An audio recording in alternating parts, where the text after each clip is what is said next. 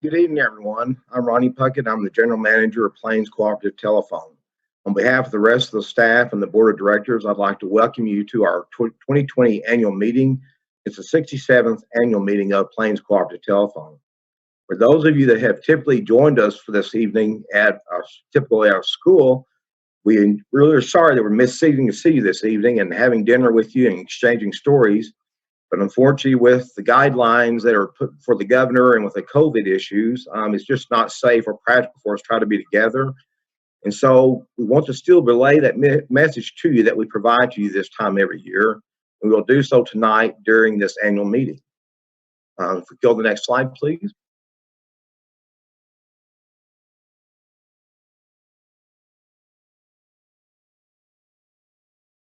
All right. I'd like to now invite Terry Covert into the room, and he will give the invocation. Terry's with Cope Community Church. Hi, Ronnie. Thank you for joining us. Okay, let's pray. Father, we thank you for our phone company and for the ladies and gentlemen that work for it. We love our community and we love the service that they provide for us. Tonight, as they make decisions and talk about business, past, and what's now and what's in the future, we just ask that they would have wisdom. Lord, we ask your blessing upon this time. In Jesus' name, amen. Thank you, Terry, very much. You're very welcome. All right, I've failed to mention a few things of housekeeping. One of the things we typically do at our annual meeting is we like to give away prizes to those that attend. So from throughout the evening, we will be giving away prizes as usual. This time we're going to utilize technology, which will generate a number, and they will select, one of the people in the background will select someone as a winner for a prize throughout the evening, and they will send you a chat. Please do not panic. It'll probably be from Miriam, and she just need to get some critical information so we can get your product to you and your prize. And also, one of the things I want to remind you of, this broadcast is being recorded, and it will be available to you after reviewing on our website. Okay. Next slide, please. Okay, next I'd like to introduce our board of directors. President of the board is Gerald Guy. Vice President this year is Michael Lear. Treasurer is Dwayne Bowers. And Secretary is Denise Wireman. Also on the board is Linda Sackett, Laura Liming, and Shane Weaver. You see these people around the community, they do a lot of great work for the cooperative, and thank them. I appreciate their time. All right, the next step we have is we have some legal requirements. We have to do some notification of meetings. So first, we do publish the notice of annual meeting, so please go to that. Next slide. All right, I will not read the entire meeting to you, but by the requirement, I will read that the annual meeting of the members of Plains Cooperative Telephone Association will be held on April 23rd, 2020 at 7 p.m. to take action on the following matters: to pass upon reports for the previous year, to elect 2 directors, 1 each from the exchanges of Anton and Adelia, to transact all other business which may properly come before the meeting or any adjournment thereof. Next slide, please. And this is simply the affidavit to show you that we would typically show at the meeting that all the notifications have been filed as required by the bylaws or any laws. Next slide, please. And one of the requirements we have, just so you know, is based off the number of members, we have to have what's called a quorum before we can hold a regular meeting. This year, because it's remotely, the quorum is achieved by your absentee ballots that you so graciously submitted. We had a great response this year. Out of 852 members, we only needed 43, and through today we received 313 ballots. So thank you very much. And the first 200 of you that were submitted, we had promised you a $10 billing credit, and you will receive that on your next billing statement. Next slide, please. Okay, next, I want to take the opportunity, Tammy Totsky. Many of you that come to our meetings will recognize Tammy. She is our regular CPA, and she is going to give you our audit report. Tammy? Hi, everybody. Thanks again for inviting me to give you this information today.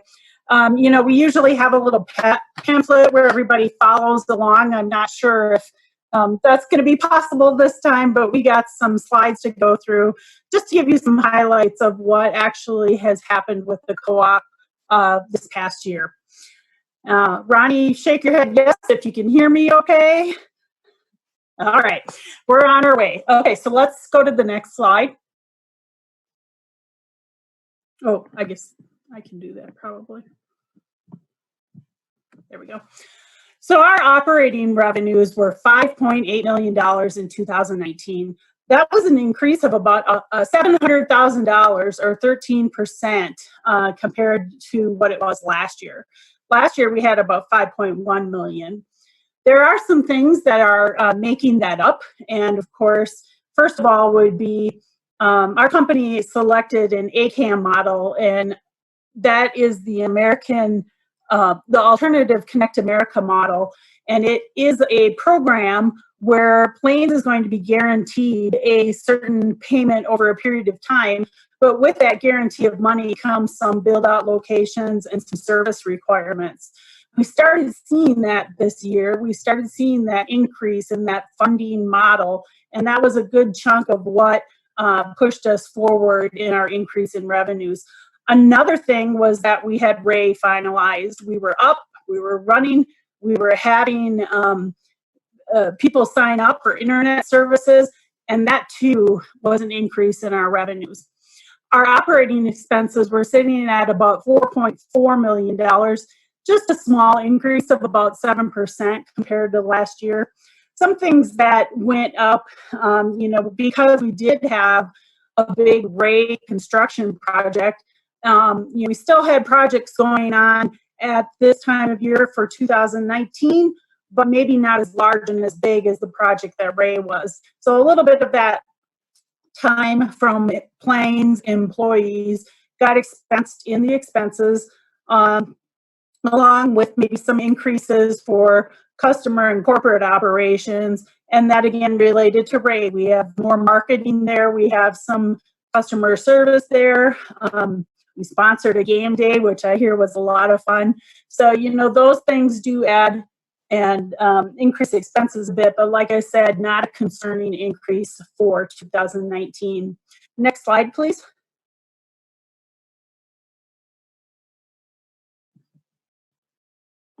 So when I take those revenues minus the expenses, I end up with $1.3 million of operating income. That's a strong, healthy number that you should be proud of. And that's compared to $970,000 in the prior year. We do have a new section, well, not a new section, but another section to go over that's called non-operating income and losses. That can be a positive number, that can be a negative number, but there's a lot of things crammed into those little lines. A big part of it is, of course, interest expense. We have to make payments on our loan, and interest expense is probably running close to $300,000 in that other section. Also included in that other section was a new change for 2019. Because we're invested in equity securities, mutual funds, there's a market value risk that's associated with that. So if I were to go out and buy Apple stock, and let's say I could get it for $200, at the end of the year it was worth $600, that $400 change is a change in market value. And new for 2019, you needed to start reflecting that in your income statement. Now, I could pose that to today and say, maybe it's only worth $50 now. So you can see how there could be a plus if market goes up, there could be a minus if market goes down. That's another number that's included in that non-operating income and loss. So for 2019, there was a little bit of a non-operating loss, which brought our full net income down to $988,000. Still a profitable company, a $200,000 increase over last year, something to be very proud of. I'm sure we were all hoping for that $1 million mark, but being only 20,000 off is probably good in my eyes. Let's go to the next slide. So we had about $23 million invested in our property, plant, and equipment. That's down a little bit from last year, but that's only because we were starting to retire some of our old property that we had. So if you can think of us converting all of our old, maybe let's call it copper equipment, into fiber optic equipment, at some point you're going to have to start writing off that old stuff. And so we were taking a concerted effort and looking at our books and seeing, what is some property that's in our balance sheet that maybe is things that we aren't going to use anymore. And we did start cleaning that up. That doesn't mean that we are slowing down on construction. We'll talk in a little bit further that we're still putting plant in the ground. We had about $1.6 million in cash savings and short-term CDs. That cash is holding strong compared to last year. We're able to make our payments for our accounts payable that we have, for our payroll expenses, for our normal operating expenses, and we're still able to invest in additional things that happen throughout the year. Next slide, please.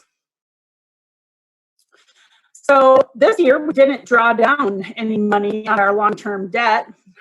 That's sitting at about $8.6 million at the end of 2019.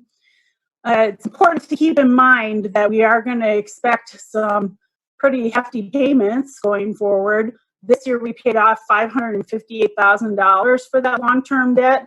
We also paid off $200,000 for a line of credit. I would anticipate the principal payments for next year to be about $588,000, and that will continually increase as we go through time. Just 5 short years from now, 2024, we're expecting those principal payments to be around $648,000. So when we're doing budgeting and when the board's talking about all these great things that they have coming up and that they're doing, they have to keep in mind that, we still have over $500,000 of debt payments that have to go out every year. We do have good news, another $977,000 of prepayments that can be applied against that loan, and that is there for in times of need. Next slide. So when I look at net income minus all the costs that it takes to operate your company, I come up with a number of about $2.3 million. That's what we have left to spend on investing and financing in new projects. This year, we put about $764,000 worth of property into the ground. We still have that little investment, Colorado Communications Transport.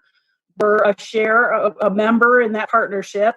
We received $51,000 for our equity portion on that partnership, which is pretty comparable to last year.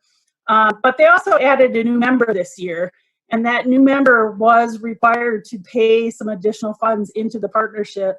So Plains actually got another $16,250 as a gain on that partnership because we added a new member. Next slide. Our property taxes did go up. We paid $153 back to the local property tax departments, and that money is going back into our communities through the plant that we're putting in the ground. That was an increase over last year. Only about $10,000 or $15,000, but like I said, that money's going back to those communities. We also were able to refund $133,000 in cash back to members, and that was an increase over $59,000 from the year before. So, we're giving back to members, we're making money, we're investing in new things. I know one thing that does typically come up as a question is people are wondering, I see that we made $988,000, but how much of that is for the subsidiary for Plains Communication Services? In 2019, PCS made $488,000 in net income, and in 2018 it was $369,000. So we're seeing a healthy increase in the subsidiary, which is the entity that holds our internet services and non-regulated type services. I think that covered most of the highlights. I do see some chat things down here, but I don't know that any of them were for me. But just prizes that are going out the door. If anyone has any questions, I'm happy to answer or take questions or discuss anything in more detail if anyone would Tammy, like. we actually did not set up a chat for question Q&A. I Okay. apologize, but logistically, we're not that sophisticated yet. Well, I do applaud you for having a annual meeting over Zoom, showing people what our services really can do. This is stuff of the future, and it's here now. It came a lot faster than we've maybe expected it to, but you guys are doing great. Your equipment's running fantastic. So good luck with the rest of your meeting. Thank you, Tammy. Thank you for your time this evening very much. Yep. Christy, next slide, please. I'll go to the next slide. I can figure, as Tammy indicated, that COVID is obviously on our mind. We're having a remote meeting as a result of it. So I'd like to just point out a few things. I've heard a lot of news lately of different companies, and there are different websites and applications that are sustaining tremendous growth right now and being inundated. And yes, they are having some issues. Back one slide, please. Thank you. And so with that, I want to put your mind to rest that our network is designed to handle not 10 times, not 20 times, but hundreds of times more traffic than is being put on it right now. So if you're home and you need to telecommute and do work, or if you just want to stream Netflix, please do so confidently that everything is fine and we are here on the job working. The next point I'd like to let you know is have a proud number, and that's 5.9 reliability. And what that means is our network is up 99.999% of the time. If you equate that numerically, that's less than 1 hour of outage a year. So you can know confidently that your network is going to be available to you. One of the other things that we did as a staff and as a board, we enacted as soon as the schools shut down classroom learning, we started offering a program called Remote Learning. In that program, we have connected over 60 households of kids that before this happened did not have connectivity to broadband to do their learning. So at this time, we've connected children from Ray, from our cooperative area, even in Burlington. We have connected children for this program. 60 may not sound like a lot, but if you consider that is almost a 7 or 8% growth in our existing regulated subscriber growth or rate. So that's good. Subscriber growth this year in our regulated area has been pretty stagnant. I would be honest with you, we're not seeing a decline. We're not seeing the growth that we are seeing in Ray. In Ray, we've had a second great year. We achieved some metrics that some forecasts had 5 years out. But we're very excited. We love the relationship we're having with Ray and with the people in Ray, and we only see great things continue to happen there. On revenue, Tammy pointed out the year growth between 2018 and 2019, and I appreciate it, and I think that's very noteworthy. I would ask you to take a 3-year look and step back a bit. It has really been outstanding. If you compare 3 years from 2017 through 2018, we saw over 30% revenue growth in the cooperative while experiencing less than a 4% expense growth. We did that, your staff did that, while we're building out the city of Ray and trying to build out other communities. So I hope you applaud the staff. This is excellent growth and excellent performance. Next slide, please. Financial objectives. Well, it's obvious. Tammy told you we have benefited from some regulatory decisions that your board made, and it is benefiting. Yes, it is helping us at this time because it's more static. Some of the benefits, the way historically telephone companies have been funded, we've had to change. So as we go into this new year, we will continue to promise to you that we'll control our costs. While we are experiencing good revenue right now, we will not lose sight that it is not beneficial if we do not control those costs. Second thing is, we will continue to look for other growth opportunities. As I mentioned to you already, Ray has been a very, very positive experience for us. And so there are other funds or other opportunities available through our region that we are actively looking at, and don't be surprised if you hear other things from us in the future. Technology plans. Tammy indicated to you that we spent over $750,000 last year in just maintaining and upgrading our existing facility. That is great. We had a great year and we should continue to put it back in the facility. We're still going to do that again this year. Just so you know, we're putting in another $250,000 of equipment in the next 30 days that will only improve your performance and your reliability of your network. Next slide, please. Long-term goals. As I told you for Ray, we already achieved the 5-year milestone. That was exciting. It made all of us very happy. New construction. We're still doing some new construction, Ray. We had an opportunity with the city approached us to build out the city airport. And so we now have fiber connecting to the Ray City Airport.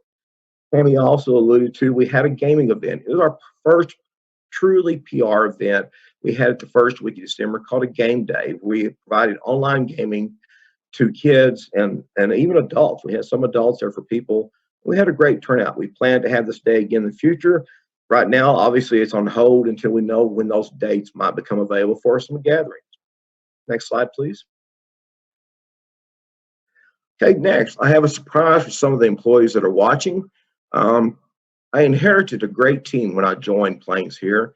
And just to point out to you, the average employee here has been at Plains for over 14 years.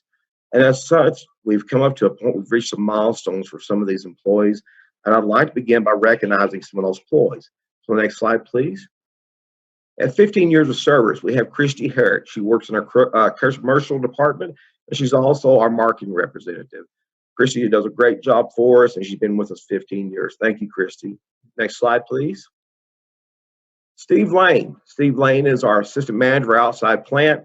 Steve is a go-to guy and takes care of everything and all the men.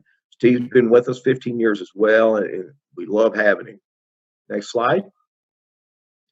20 years. I don't know, Casey can believe she's been here 20 years already, but she's in our commercial department, does a great job with all the relations and diagnosing problems when you call in. She's usually your first point of contact you'll reach out to. So when you call her, tell her congratulations. It's been 20 years with your cooperative. Next slide. At 25 years, our assistant manager of commercial department, Diane Mann.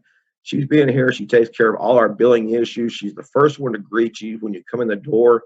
Diane is just an anchor in the front office. Next slide. And finally, not least but not last, is Miriam. She's been with us 35 years. Miriam's seen a lot of the guys like me come and go, and she's put up with all of us, but we're very glad she stuck it out, and she's been with us 35 years, and we really appreciate your service. We would like to thank you all for a great service to the cooperative, and I hope you thank them all when you see them in the community. Okay, next slide. And in conclusion, I just want to let you know, one of the things we typically did at our annual meeting was distribute to those that attended your capital credit checks. Just so you know, these will be going out tomorrow morning to all people, to your addresses we have. So do not be concerned, that will still be mailed to you. Those that attended tonight just will not get to leave with them in hand. All right, next slide, please. Now we're going to have Ed Zorn join us for the election reading. Thank you, Ed. Are you there? Can you hear me, Ron? Yes, sir. I can hear you, sir. Okay. Well, I'm pleased to report to the membership this evening. For this year's election, there are two board seats up for election. The directorship for Anton and the directorship for Idalia. Nominating petitions have, which satisfy all the bylaw requirements, have been received in the central office from Dwayne Bowers for the Anton Exchange and Chad Richards for the Idalia Exchange. No other nominating petitions were received for either exchange. Therefore, there is no election contest for either of those director seats. Consequently, in accordance with the bylaws of the cooperative, the election shall be canceled and the unopposed candidates for each exchange declared elected to serve a regular 3-year term for their respective exchanges. I just request that this be made a part of the minutes of the meeting showing that it was a unanimous election. Thank you very much. Thank you, Ed, very much. Christy, can you add Gerald Guy now, please? Evening, everyone. We have one item of unfinished business this evening. Tonight, we're going to recognize Denise Wireman. She is finishing up 15 years on the Plains Telephone Board. So on behalf of the Plains Telephone community and the Plains Telephone Board, we would like to acknowledge and thank you for your service to the organization. During your tenure, you have seen the company change from a plain old telephone service to the internet and all that it brings with it, as well as expanding services to several new communities. We're sorry that because of circumstances, we cannot present you with this plaque of appreciation, but it will be delivered to you. And again, Denise, thank you for your time and effort. Thank you very much, Jerry. And I would like to echo our appreciation, Denise. It's been great working with you for these 3 years. Next slide, everyone. That does conclude our meeting. Hopefully, Miriam has been able to get all your information for the prizes. Again, I would like to thank you all very, very much for joining us this evening. And if you wish to view it again, it'll be available online. Thank you.